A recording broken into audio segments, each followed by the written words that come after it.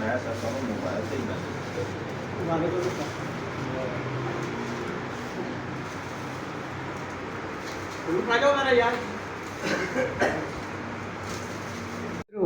मैं थोड़ा अपना वीर मलक बशीर देश पंजाब यूट्यूब चैनल तो ते अज असी आए हैं शेख जैद साहब झंग वाले दे दफ्तर।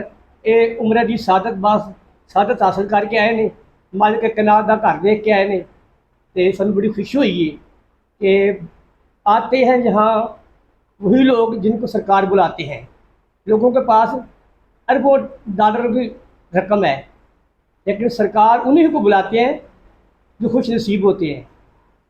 सानू बड़ी खुशी हुई है कि असी जनाब शेख साहब दे अगे रिक्वेस्ट करांगे कि सर दुआ करो कि मालिक कैनात साढ़े ते साढ़े वतनी अजीज़ ते साढ़े ते साढ़े दफ्तर ते सारे ते पाकिस्तान ते अपना खसूसी करम करे। आमीन अल्लाहुम्मा सल्ली अला मालिक कैनात का घर देख के आए जनाब, हम बहुत खुशी हुई है। अल्लाह का बड़ा शुक्र है जी, अल्लाह ने बड़ा तरस खादा।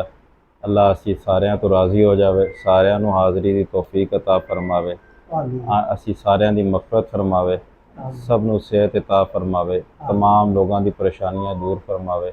अल्लाह पाक साडे मुल्क पाकिस्तान की हिफाजत फरमाए। आमीन।